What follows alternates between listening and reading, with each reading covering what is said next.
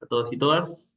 Damos por iniciado la segunda jornada del webinar de el anexo técnico de requisitos sísmicos para instalación eléctrica de alta tensión, que es un anexo de la norma técnica de seguridad, calidad y servicio, y este corresponde a la presentación del proyecto de norma que está en consulta pública actualmente. En la agenda de hoy, que es la segunda sesión como ya mencioné, tenemos como temas a abordar, repasar nuevamente las etapas del proceso, de los objetivos y alcance, luego abordar ya las materias del documento, como primer tema, diseño, luego revisar diseño de estructura y el sistema de transmisión, también se van a revisar las fundaciones, y por último los artículos transitorios. También mencionarles que en la sesión anterior se abordaron los requisitos para los equipos.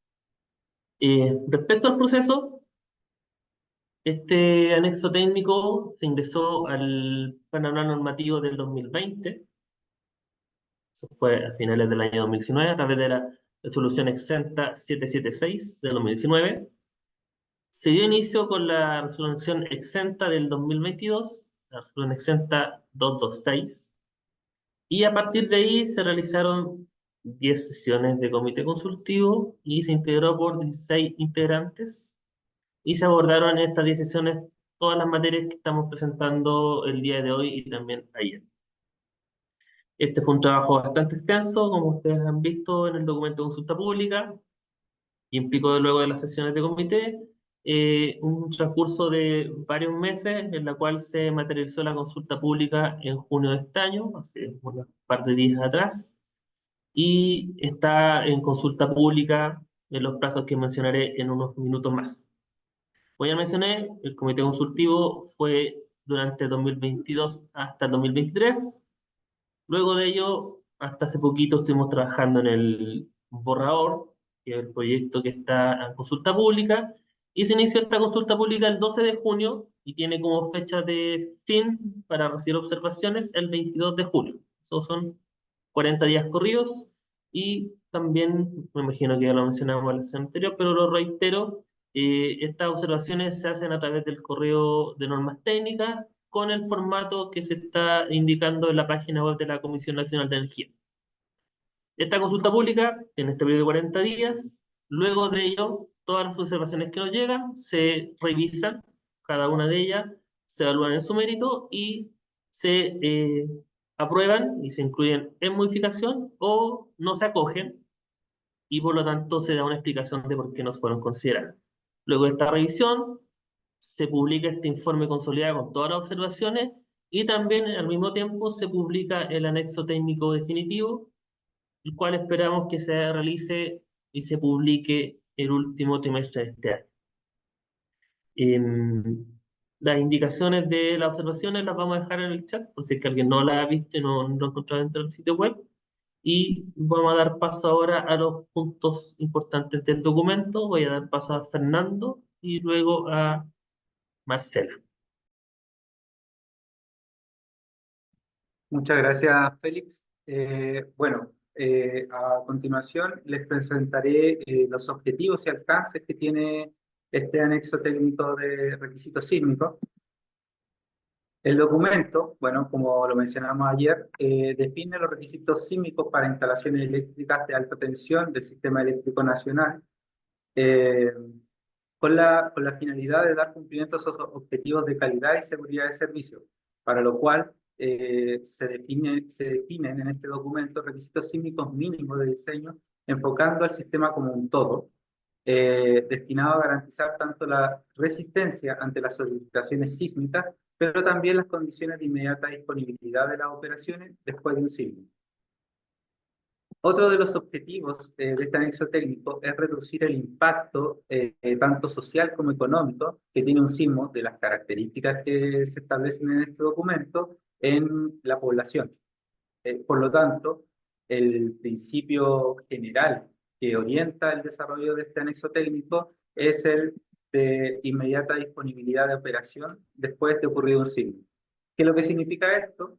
Como lo dijimos ayer, que los daños que se produzcan en una instalación no deberán limitar la operación de la misma Del mismo modo, en caso de necesitar reparaciones producto de estos daños, estas no deberán afectar la continuidad de operación. Respecto al alcance de este documento, corresponde a todas las instalaciones del sistema de transmisión en corriente alterna, incluyendo las subestaciones elevadoras de centrales de generación que inyectan al sistema eléctrico nacional. Por lo tanto, se establecen requisitos tanto para equipos, estructuras, fundaciones y obras civiles de líneas y subestaciones eléctricas. También es del caso reiterar el enfoque que tiene este documento, el cual es de integración y de operatividad. Por lo tanto, se entregan requisitos sísmicos para el sistema completo, es decir, a equipo, fundación, estructura y suelo circundante, que se ve afectado por el sismo. Esto independiente que los componentes, es decir, equipo, estructura, fundación, sean diseñados por diferentes profesionales. Es del caso señalar que las FAS, o sea, los requisitos sísmicos aquí planteados, se deben cumplir principalmente en las etapas de diseño y fabricación, así como en la etapa de construcción y montaje de las instalaciones. A continuación, mencionaré las principales características del sismo de diseño que se estableció en este anexo técnico. Mencionar que es el sismo para el cual se definen todos los requisitos sísmicos del presente anexo y por lo tanto corresponde al sismo que, pudiendo generar daños en la instalación, estos daños no afectan la inmediata disponibilidad de operación de la instalación.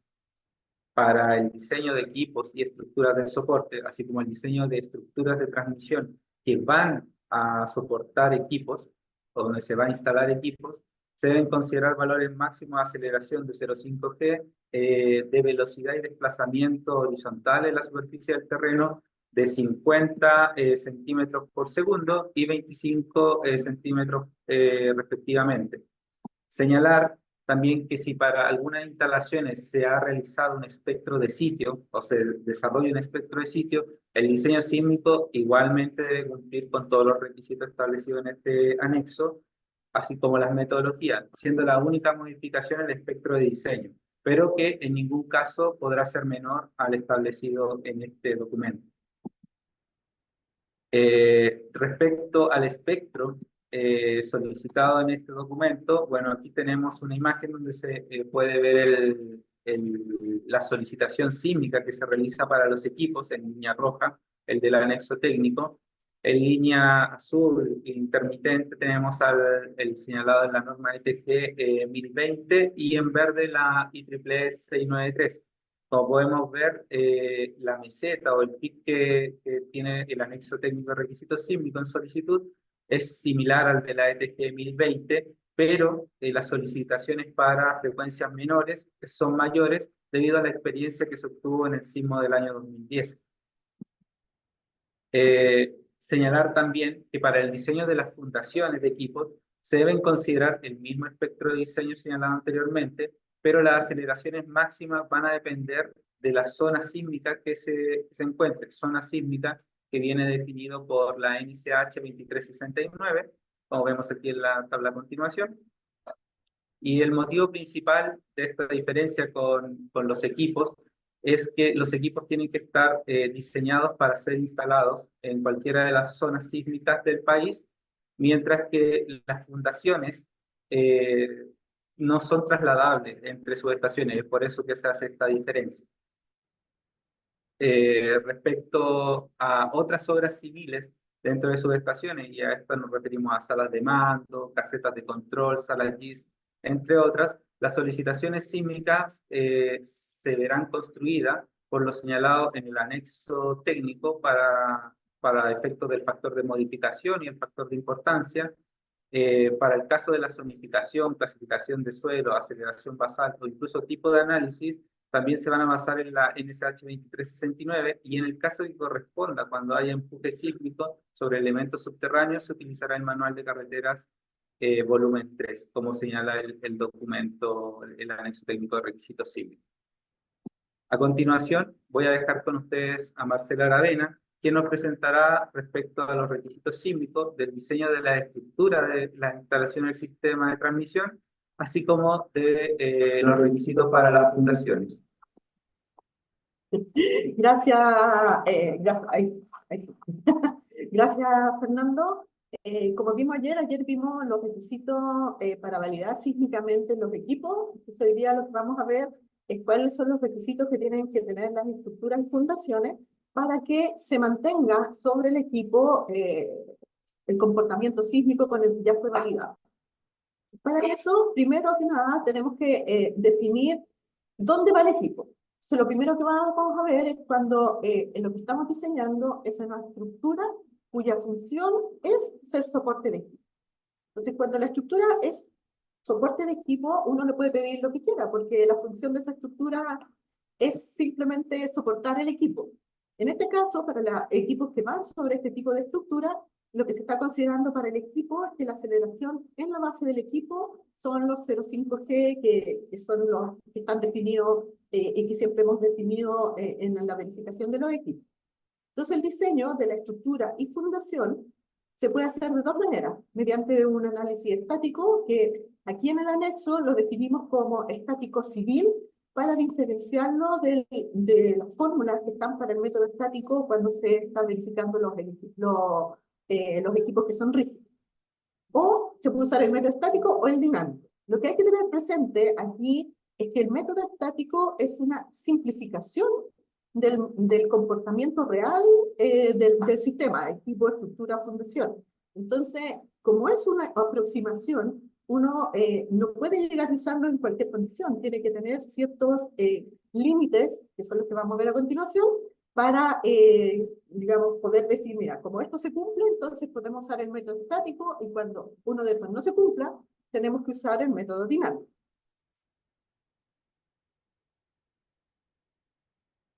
Para poder usar el método estático se tienen que cumplir 4 requisitos y tienen que cumplirse todos. Cuando alguno de esos no se cumpla, entonces efectivamente no podemos usar el análisis estático y tenemos que hacer el análisis dinámico. El primer requisito es que la fundación sea tradicional. Fundación tradicional son como las que se están mostrando en las fotografías que están ahí, que son la típica fundación, fundación aislada de vástago con zapata, o una fundación que también es aislada, como la de la izquierda, que es la que usualmente se coloca en los desconectadores para tener en una misma fundación los dos polos de la fase.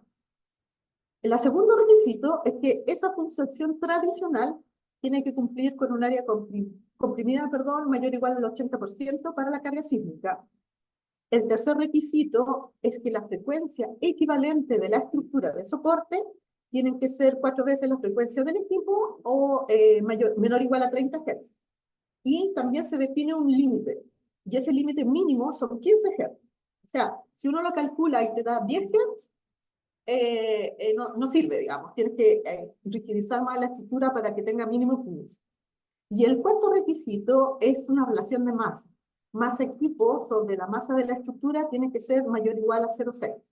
Y este requisito es uno de los requisitos nuevos que aparece en este anexo, que no existía antes, y eso se debe a que desde hace un tiempo a esta fecha se están instalando equipos que son bastante livianos, y por lo tanto tenemos equipos que incluso pesan bastante menos que la estructura de soporte.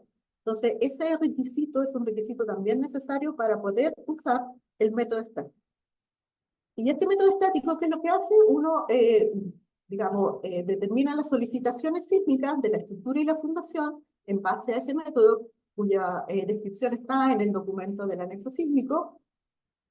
Para que eso se cumpla, como les decía, tenemos que cumplir requisitos de rigidez, tanto para la estructura global y para la sección local donde se ubica el equipo. Porque si nosotros estamos definiendo esto, digamos, esta frecuencia equivalente de las 4 veces la frecuencia del equipo o 30 Hz, eso es como la estructura global. Y tenemos que tener cuidado dónde instalamos el equipo, como se ve en la fotografía que está al lado, porque si uno coloca el equipo en una plancha muy pequeña, el equipo va a tener este tipo de oscilaciones. O sea, ahí no sacamos nada solamente con tener el requisito de rigidez global para la estructura. Y a través de ese método, uno diseña por resistencia la estructura y fundación. Cuando tenemos otro tipo de fundación, o sea, no se cumplen algunos de los requisitos, y eso es lo que está en general sucediendo hoy día, tenemos fundaciones que son diferentes a las tradicionales, como las que se muestran ahí, fundaciones tipo pila, fundaciones con barras helicoidales y otro tipo. Entonces, ya no se puede usar el método estático y hay que hacer un análisis dinámico del conjunto equipo, estructura y fundación con las características del suelo real donde va a estar la instalación. Y en ese método estático, o sea, perdón, dinámico, lo que se hace es, se diseña la estructura y la fundación y se tiene que verificar sobre el equipo, que tiene que estar incluido en el modelo, que se cumplan ciertos criterios de aceptación. Esos criterios de aceptación no son predefinidos, sino que van a depender del tipo de equipo que se está haciendo el análisis y también de la información que se tenga del equipo. Un equipo que fue validado estáticamente va a tener obviamente menos información que un equipo que fue validado, por ejemplo, en mesa vibratoria. Lo importante aquí es que esos criterios de aceptación sobre el equipo, porque esa es la manera de demostrar que esta estructura y fundación no amplifican al equipo, es que tienen que ser validados por el revisor sísmico del equipo.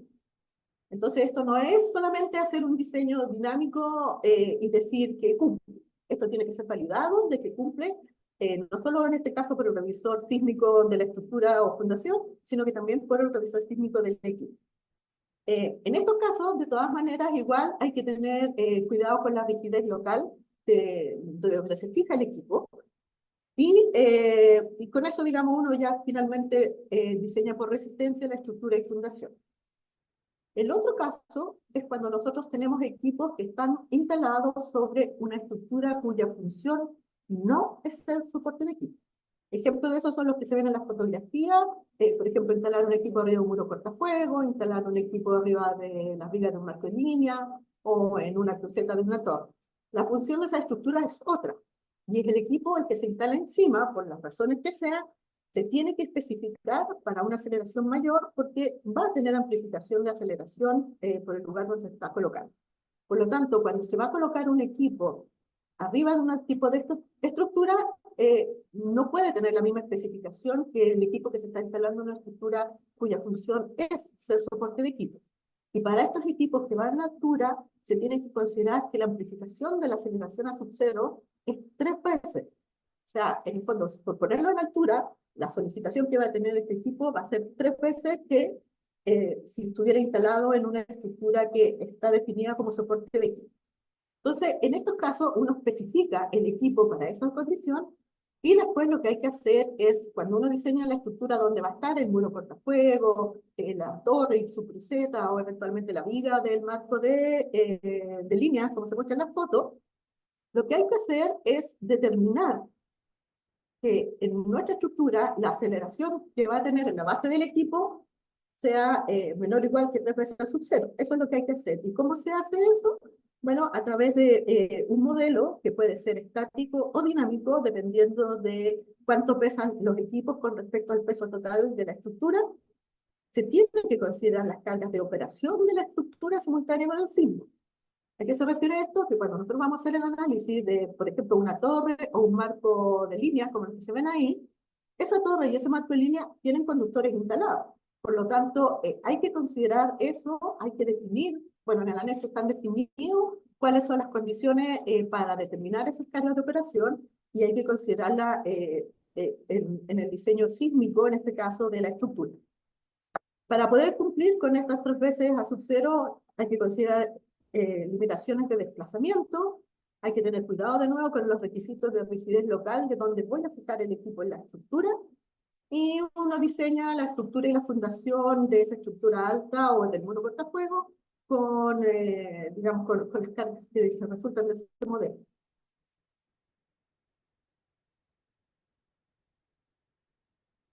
El otro tema que aparece aquí es cuáles son los requisitos de diseño de fundación. Nosotros en este anexo no hay limitación del tipo de fundaciones, pueden ser las que ya vimos, tradicional, de pilote, barra helicoidales, etcétera. No hay ningún problema, siempre y cuando los análisis, como les comentaba, se hagan correctamente. El diseño de la fundación deberá realizarse de acuerdo con los parámetros de diseño y recomendaciones que tiene el informe mecánica del suelo. Y en este tema, el informe mecánico del suelo tiene que tener, entre otras cosas, información de la clasificación sísmica, cuál es la velocidad de onda de corte y varias otras cosas más que son necesarias para el diseño sísmico. El diseño de la fundación, en general, digamos, tiene que diseñarse obviamente con las reacciones de lo que tengo arriba, sea ya la estructura de soporte, un equipo directamente, y las solicitaciones principales van a ser compresión o tracción, corte, volcamiento uniaxial, volcamiento biaxial en algunos casos. El diseño de las fundaciones deberá tomar en cuenta los desplazamientos totales, desplazamientos relativos, y también el tema de los giros, asentamientos que pudiera tener según las características del suelo. Y esto tiene que ser consistente con los requisitos o restricciones que pueda tener el equipo para su funcionamiento. O sea, nosotros no sacamos nada con revisar o hacer un diseño que eventualmente soporte el equipo si finalmente después del sismo de diseño la fundación queda inclinada o queda desplazada con respecto a su lugar definido, porque entonces el equipo no se va a caer, eventualmente no va a tener daño, pero no va a poder entrar en operación, porque lo más seguro es que en un caso así se pierda el chicote de conexión del equipo.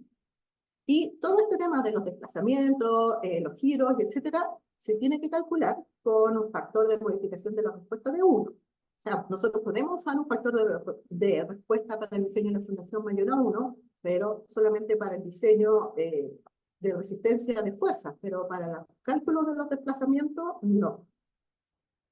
El diseño de las fundaciones deberá considerar además los requisitos de operatividad propios que pueda tener el equipo en la estructura donde está instalado.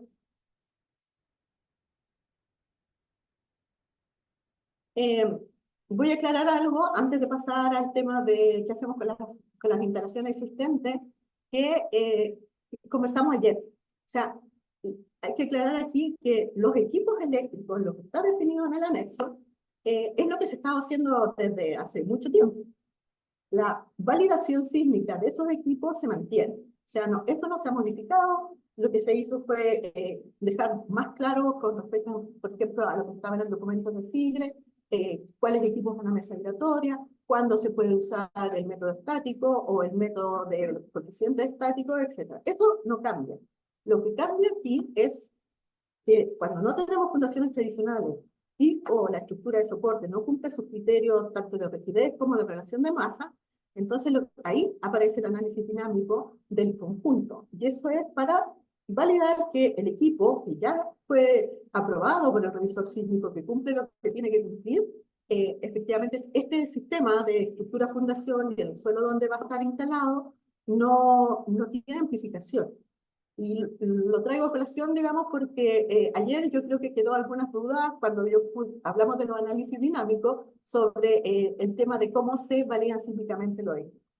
El análisis aparece para esto. Estamos diseñando fundaciones no tradicionales y hoy estamos con, digamos, con estructuras que no cumplen la relación de masa para considerar válido el método estático.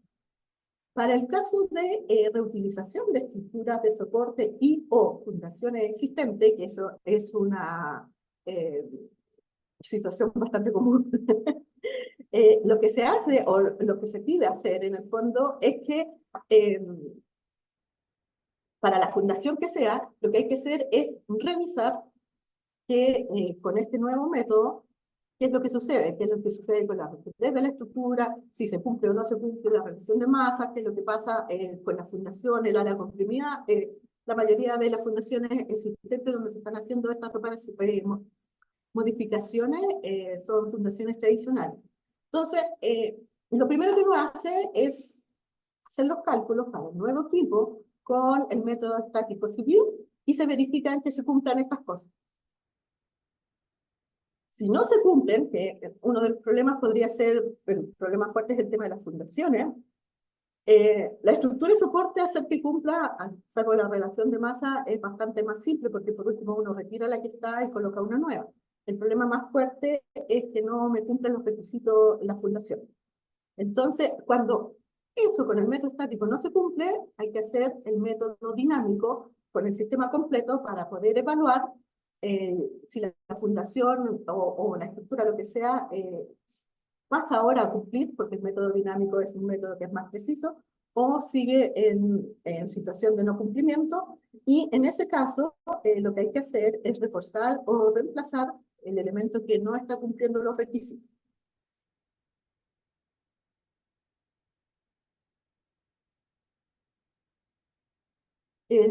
Pasemos a la... Ah, aquí la veo más lejos.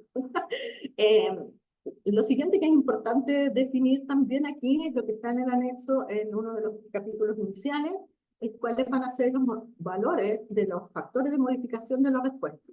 Y en la tabla que ven ustedes, en esa tabla se puede ver claramente, por decirlo de alguna manera, cómo están indicados. Están indicados el factor de importancia, que el factor de importancia siempre va a ser el factor de importancia que se defina para el equipo, no puede ser distinto para su estructura de información, y lo que sí puede variar es el factor de modificación de la respuesta, que es el R, de acuerdo a lo que está ahí. Si ustedes se fijan, los R varían entre 1 y 3, no pueden ser más grandes que 3 en ningún caso.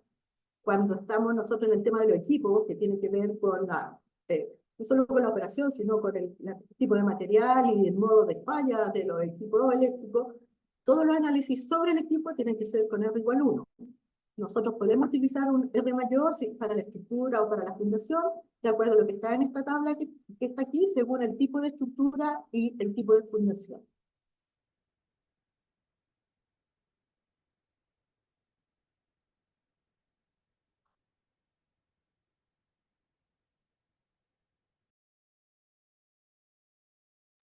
Muchas gracias, Marcela, por tu presentación. Bueno, a continuación hablaremos de los objetivos principales que tienen los artículos transitorios que se dispusieron en el documento.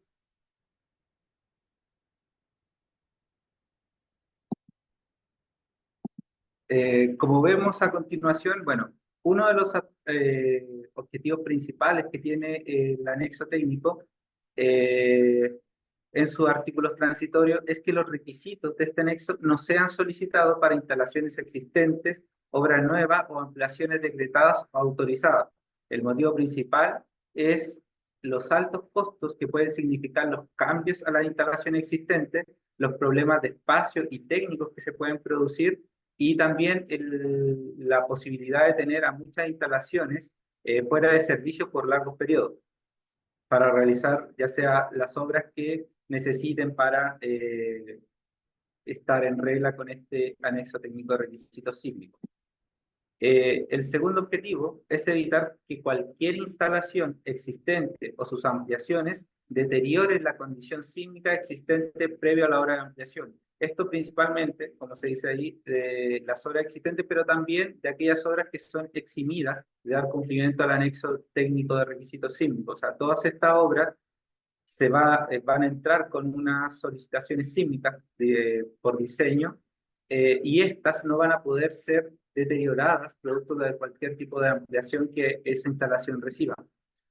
Eh, en este sentido, respecto a las instalaciones que son eximidas de dar cumplimiento al anexo técnico de requisitos sísmicos, sí se necesita hacer un levantamiento de su comportamiento frente a un sismo, de las características definidas en este anexo, motivo por el cual se estableció un estudio de estado de situación, el cual se va a levantar para todas aquellas instalaciones que no den cumplimiento al anexo técnico de requisitos sísmicos. El motivo principal es conocer si frente a un sismo de las características establecidas en este anexo técnico son capaces de mantenerse en operación o van a haber instalaciones que salgan de operación y por lo tanto generando las dificultades y los impactos que señalábamos en principio.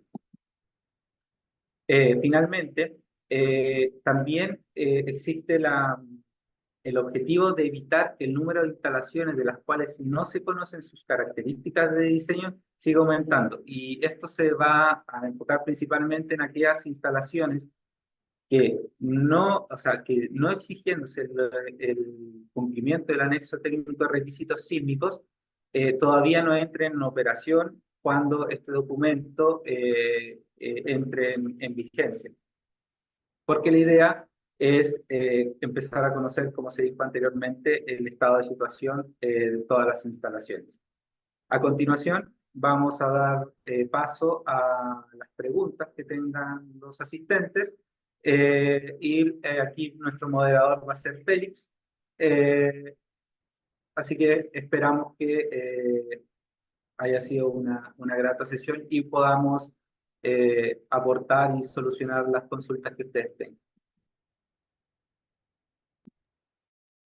Muchas gracias, Fernando, por tu presentación. También gracias a Marcela. Ahora vamos a dar paso a las preguntas, ya sea por chat o manual. La primera que fue por el chat y hizo lo siguiente. Se me perdió. Se me perdió el chat. Pregunta, ¿por qué se exige que el diseño y la estructura de soporte de equipos se haga con 0.5G? Y aquí entre paréntesis menciona estructuras que no vienen con el equipo y dice, estas estructuras no se trasladan de una subestación a otra, a diferencia de las que vienen con el equipo. Espera, por favor.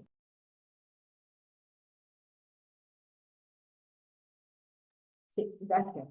Lo que pasa es que no siempre se quedan, muchas veces se van con el equipo. Esta es la razón por la cual hay que diseñar la estructura de soporte con los 0.5G del equipo y solo la fundación es la que se puede diseñar con la aceleración propia del lugar. Esa es la razón.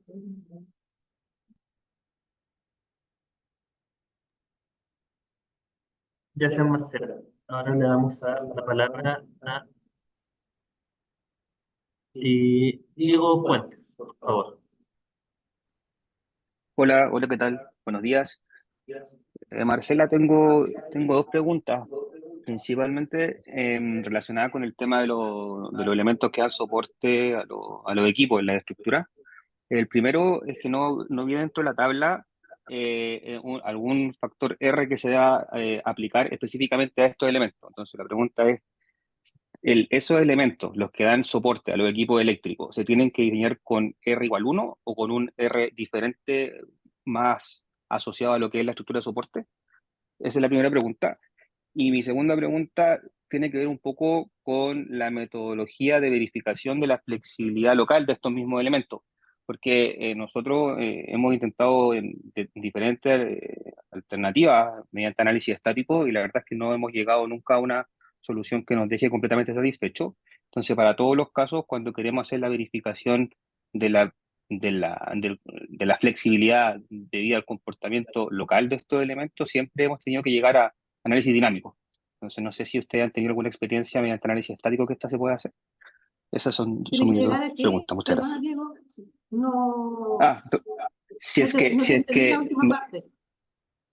perdona, sí, si es que ustedes por alguna razón o de alguna manera han logrado que mediante análisis estático se pueda demostrar la flexibilidad o la rigidez de los componentes que dan soporte a los equipos. Porque como te decía, nosotros en la oficina hemos intentado de varias maneras y siempre la solución que encontramos es llevar a cabo un análisis dinámico, ¿cierto? Para ver cuánto amplifican o cuánto amplifican posiblemente estos perfiles debido a su flexibilidad. Ok.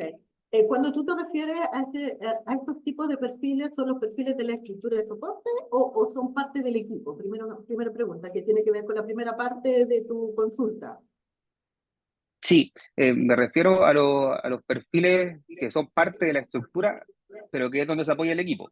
Que Claro, finalmente, si es que lo diseñamos con un sí. R, ¿cierto? Un R mayor a 1, quizás podéis tener algún tipo de deformación que no queremos, ¿cierto? Y que pongan en riesgo un poco la condición de servicio de equipo. Entonces, por eso era la pregunta.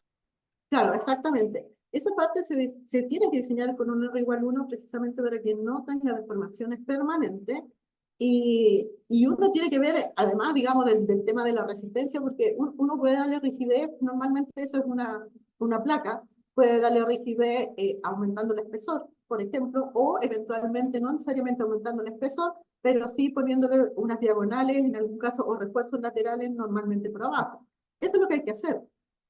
No hay una receta de cómo debiera ser para todos los equipos, porque va a depender del tipo de equipo. Hay equipos, por ejemplo, como las MUFA, que sale el cable, digamos, el cable eléctrico sale por abajo, entonces ahí uno no puede usar este tema de, por ejemplo, poner diagonales de refuerzo abajo. Entonces, eso va a depender de cada equipo, también de la estructura de soporte, y es por eso que este anexo exige, por decirlo de alguna manera, un revisor sísmico para todos los diseños que haga. Entonces, lo que finalmente se defina en ese tipo de estructura tiene que ser validado también, en este caso, por el revisor sísmico de la estructura de soporte. Dale, perfecto, muchas gracias. Ujú. Marcela, ahora vamos con Saúl. Sí, hola, hola Marcela, hola a todos. Precisamente ahí en el chat estaba leyendo que alguien también hace la misma consulta, o sea, una consulta similar, con respecto a al por qué se debe limitar la relación de peso entre masa del equipo y masa de la estructura. Y Marcela habló algo de los equipos muy livianos, por ejemplo, los aisladores de pedestal que a veces son muy livianos, y esta relación no se cumple. Claro, sí, yo tengo que cumplir con la rigidez de la estructura, ¿cierto? Tengo que disminuir el peso. Obviamente ya no voy a dejar de cumplir con el criterio de rigidez de la estructura. Entonces, la pregunta va por el lado de ¿cuál es la justificación de tener que hacer análisis dinámico para equipos muy livianos, como por ejemplo los aisladores de pedestal?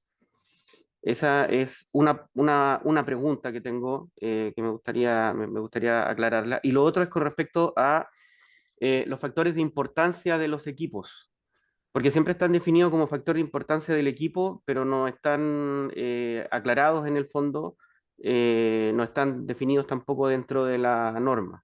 Esas son las dos preguntas en general. Ok, Marcela. gracias. Sí, a ver, con respecto a la primera pregunta, esto sale de un análisis que se hizo porque, digamos, hasta antes del trabajo que hicimos nosotros en Chile, lo común era que la gente pensaba que el espectro de la ETG era válido para cualquier tipo de suelo. Y eso no es cierto. El espectro de la ETG original, digamos, era válido para un suelo incluso mejor que D, más o menos como el C. Entonces, para que nosotros pudiéramos tener un espectro que fuera válido para la mayoría de los tipos de suelos tradicionales que hay en Chile, fue que este espectro se modificó hacia la izquierda para tomar en cuenta esta relación que hay cuando tenemos equipos muy flexibles en un suelo que desde el punto de vista sísmico también es más flexible.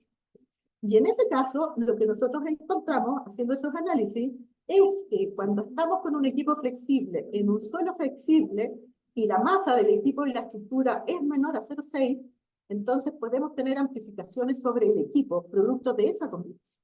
Entonces, esa es la razón de esta limitación de masa, que antes no existía porque en el pasado, al pasado me refiero, este criterio de rigidez viene como, digamos, en recomendación después del terremoto del 85, así que es un criterio que es bastante antiguo. Y en esa época no existía una limitación de masa, entre otras cosas, porque en esa época los equipos no eran livianos, eran de cerámica. Hoy día la mayoría de los equipos que se están colocando son equipos poliméricos. Entonces, esa es la razón de por qué se pone esta limitación que antes no existía. ¿Ok? Y con respecto a tu pregunta del tema del factor de importancia, en la tabla que se mostró, si tú te fijas, dice factor de importancia de los equipos, 1. Y hacia abajo hace referencia a qué es el factor de importancia del equipo. Lo que se quiere decir ahí es que para todos los equipos hoy día es 1. Entonces ahí no hay problema. Pero si el día de mañana tenemos un equipo que por la razón que sea tiene un factor de importancia distinto, 1, 2, por ejemplo, entonces lo que está mostrando esta tabla es que cuando yo diseño la estructura de soporte y fundación de ese equipo, tiene que considerar el factor de 1, 2. Eso.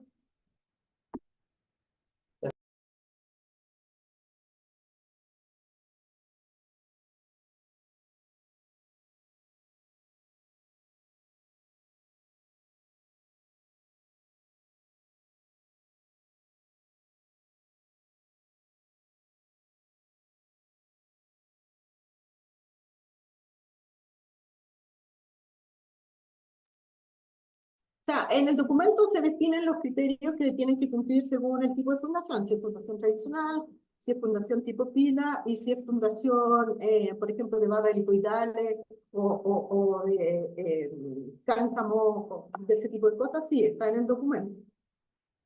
Lo importante sí es que hay que tener presente que en el caso de las pilas o pilotes o ese tipo de fundaciones donde en el fondo nosotros estamos haciendo, traspasándole al suelo prácticamente toda la responsabilidad de resistir este movimiento sísmico, ahí hay que tener también un informe de mecánica de suelo que tiene que ser mucho más completo que en el otro caso, porque ahí necesitamos mucha más información para poder hacer este tipo de los análisis finales.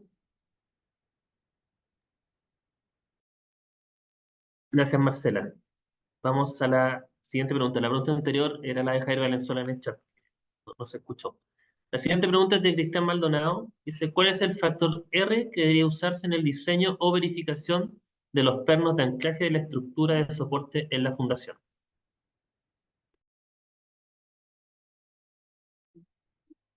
El factor R, de hecho, también está definido en el documento, en esta tabla que mostramos, y el factor R va a depender del material con que está, digamos, conformado el perno de anclaje.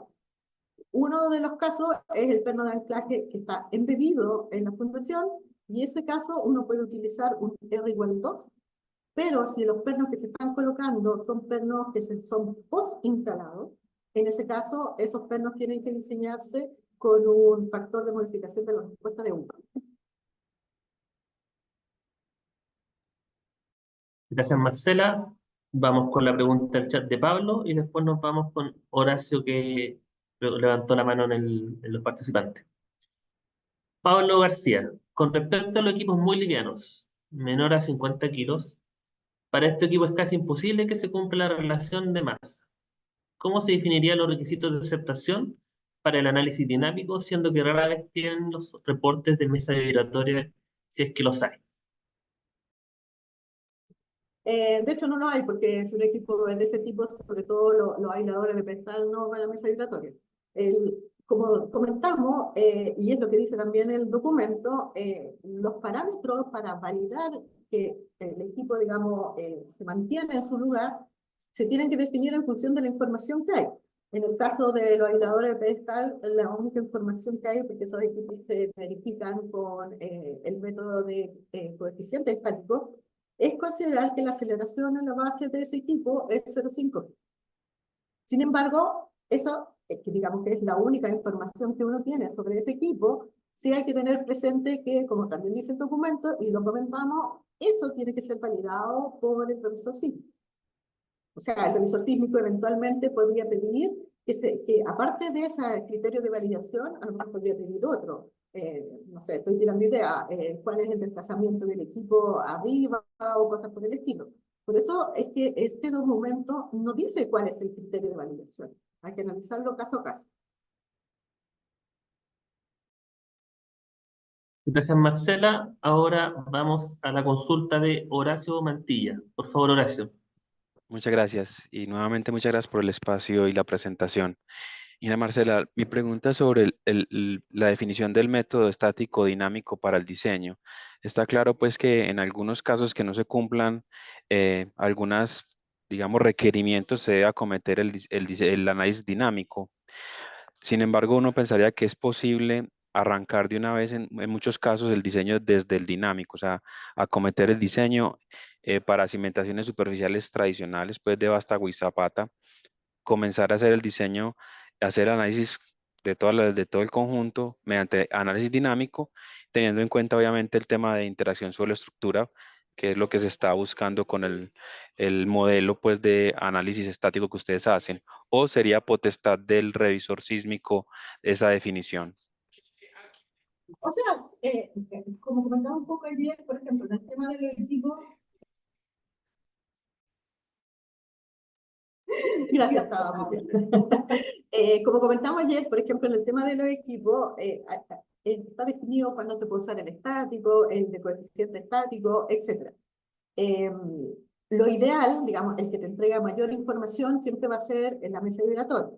Pero, como comentamos también ayer, hacer un análisis de mesa vibratoria tiene un costo importante y también toma un plazo de tiempo importante, porque si vamos a estar calificando mesa vibratoria, todos los tipos de equipos, no hay laboratorios para dar abasto para ese volumen de cosas.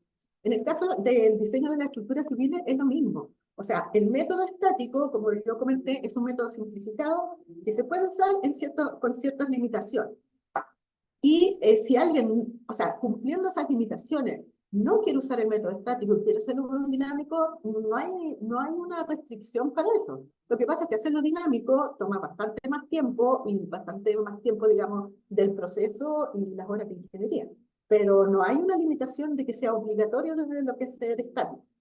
No sé si eso es lo que estás preguntando, Horacio. Sí, así es. Muchísimas gracias, me queda muy claro.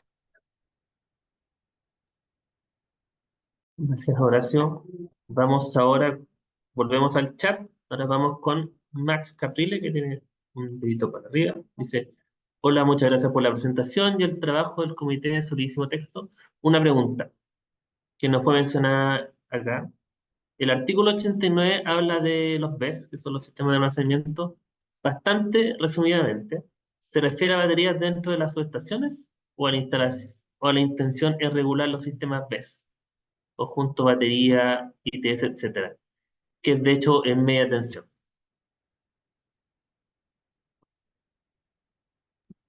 Bueno, partiré indicando yo y bueno, después continuará Marcelo.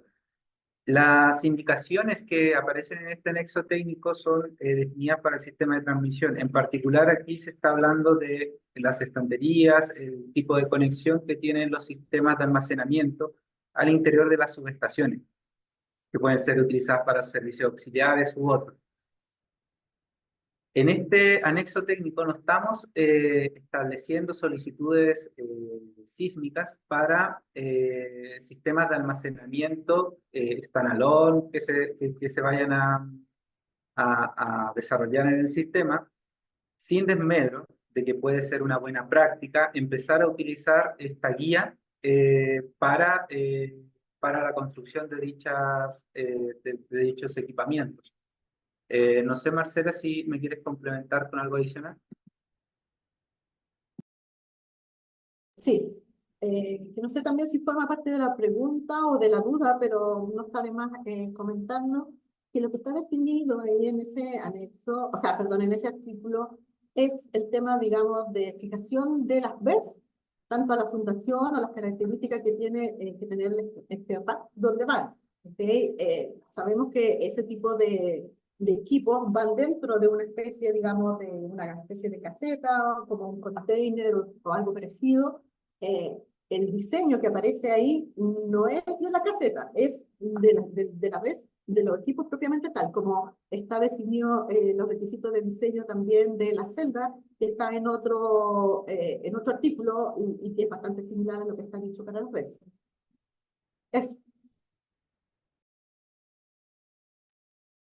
Gracias, Marcela. Vamos a la pregunta por el chat de Javier Valenzuela. Hay algunas que ya respondí yo por el chat. Y la pregunta de Javier respecto a los revisores sísmicos. ¿Se va a realizar un registro de revisores similar al de la industria inmobiliaria o solo será suficiente con demostrar experiencia? Si querés, Fernando. Gracias por la pregunta. De momento, el anexo técnico, y como se señaló el día de ayer, establece los requisitos que tienen que cumplir tanto revisores sísmicos como los diseñadores. No se está pensando en hacer un registro, sino que bastará con presentar los antecedentes que validen, por ejemplo, la experiencia, ya sea de 5 o 10 años respectivamente, así como en el caso de profesionales extranjeros que tengan su título validado aquí en el país.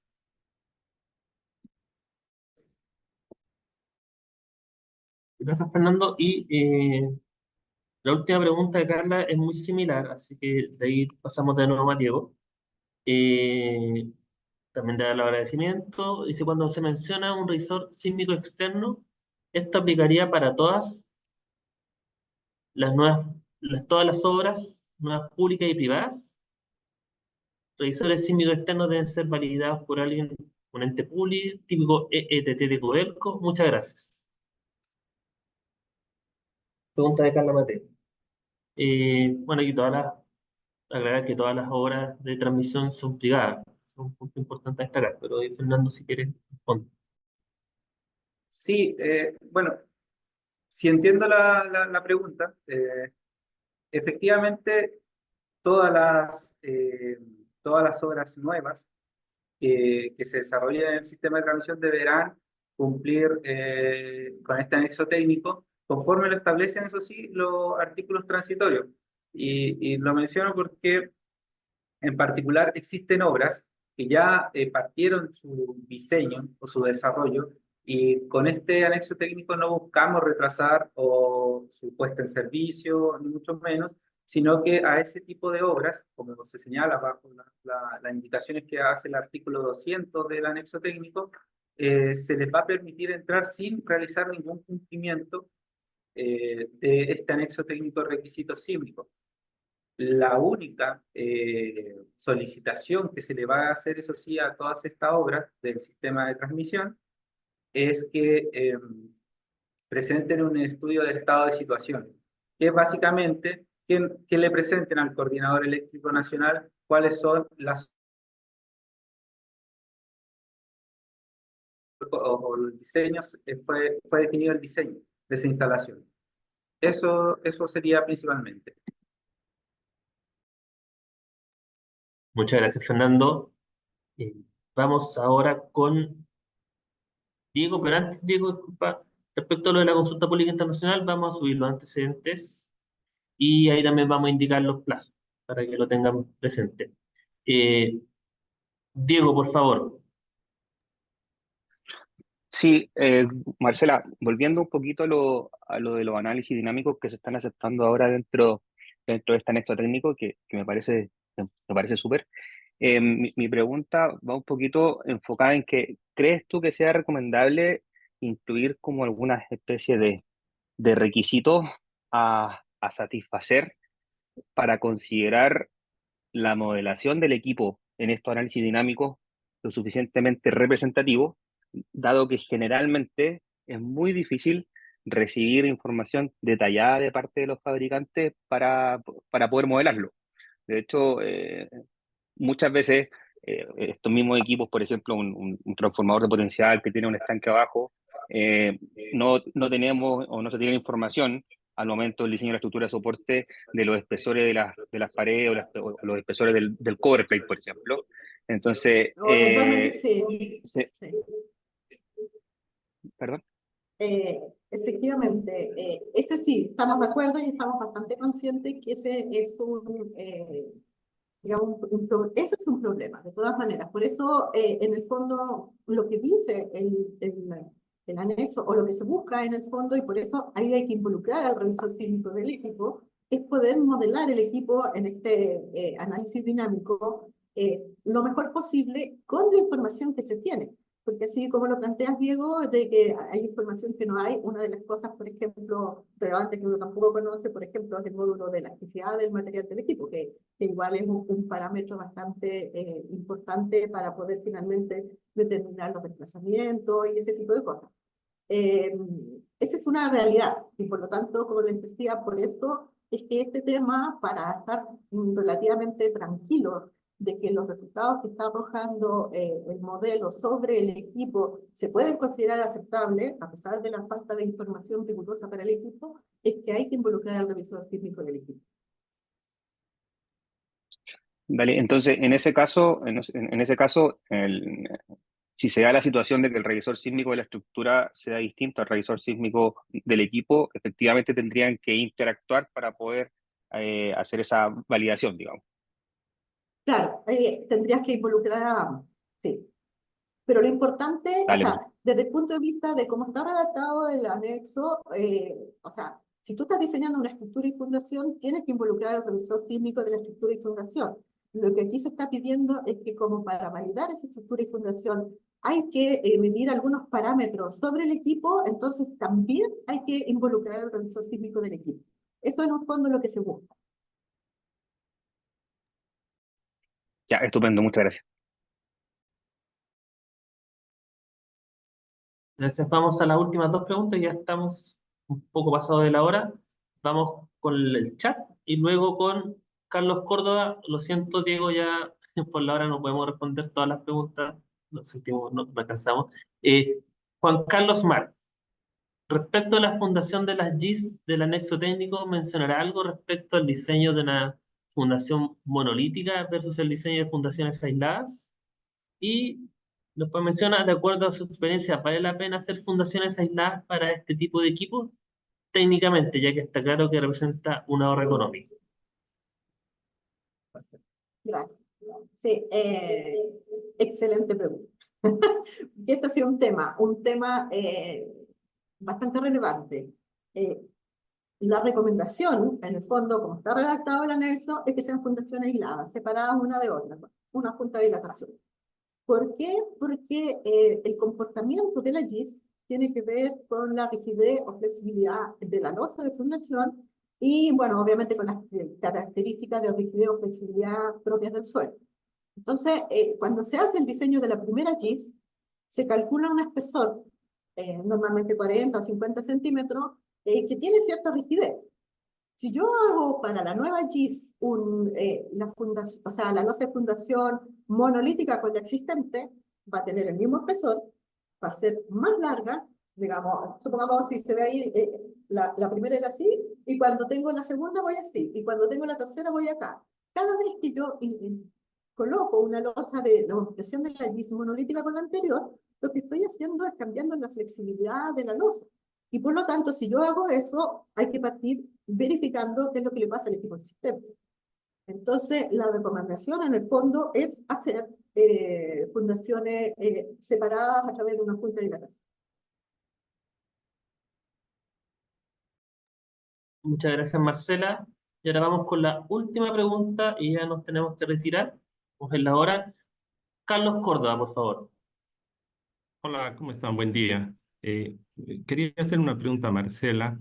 Viendo los requisitos que se están pidiendo para las fundaciones que no son tradicionales como micropilotes, anclas helicoidales o pilotes, ¿por qué se los castiga con unos seres menores? Generalmente están igual a 1, he visto, y además se les está pidiendo un análisis dinámico, teniendo en consideración que estos tipos de fundaciones tienen un comportamiento mejor, igual que las fundaciones tradicionales, que son las zapatas, y además se les hace pruebas de carga, ¿no? Cosa que no se hace a las fundaciones tradicionales.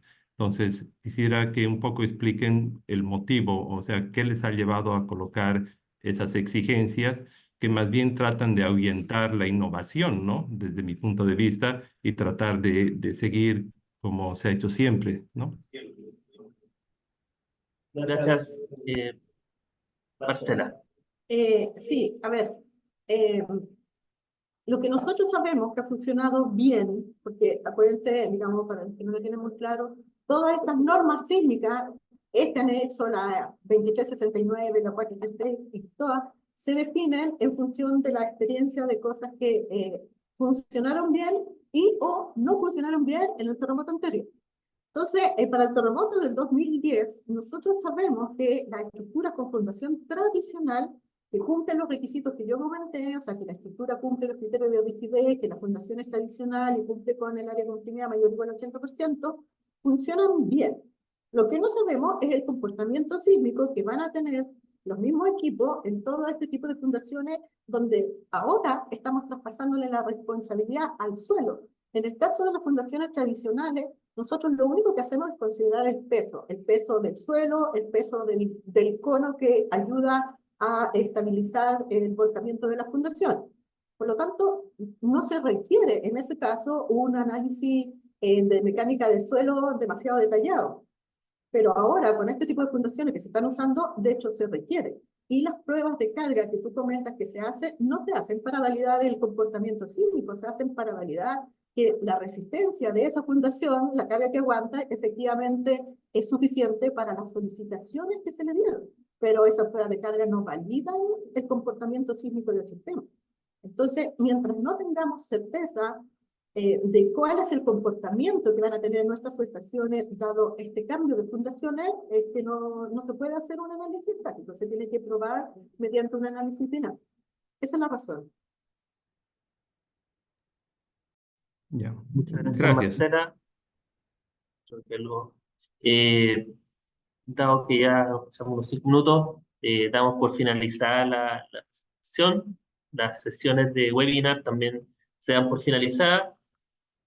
La presentación en formato PDF la subiremos al sitio web de la comisión y las grabaciones las subiremos al canal de YouTube de la comisión en los próximos días para que la puedan revisar toda la veces que sea necesario y recordarle los plazos de la consulta pública. También está la consulta pública internacional que también subiremos los antecedentes para que los tengan a la vista y agradecerles su asistencia y estaremos en una próxima ocasión hablando de este mismo tema ya cuando dictemos la norma definitiva. Muchas gracias y que tengan buena semana.